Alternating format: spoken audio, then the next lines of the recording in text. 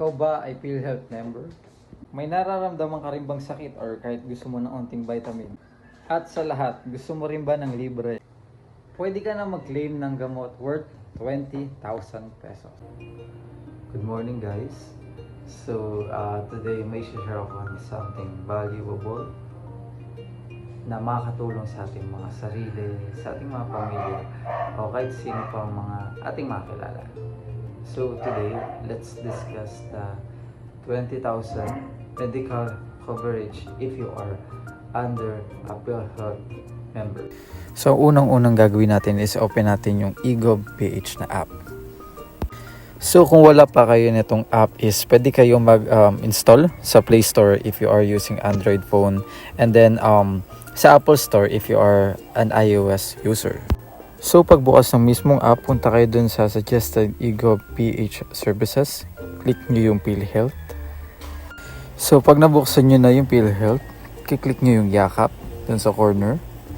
And then ikiklik nyo yung Add Yakap Provider. Select the city kung saan kayo nakatira. And then sa municipality nyo. Once done, click search.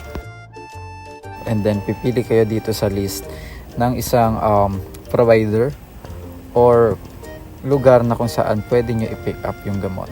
So, mas malapit, mas maganda para sa inyo para di na kayo bumiyahin ng matagal if ever. And then after nun, click select, proceed, and then you are, it was added on the system.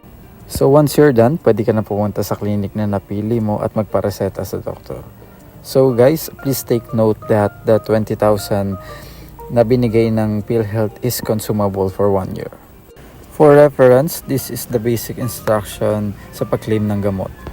At kukuha lang tayo ng gamot sa accredited provider. Ito rin yung mga sample ng mga gamot. And lastly, ito yung mga listahan ng mga accredited gamot providers na kung saan pwede kayo mag-pick up ng gamot.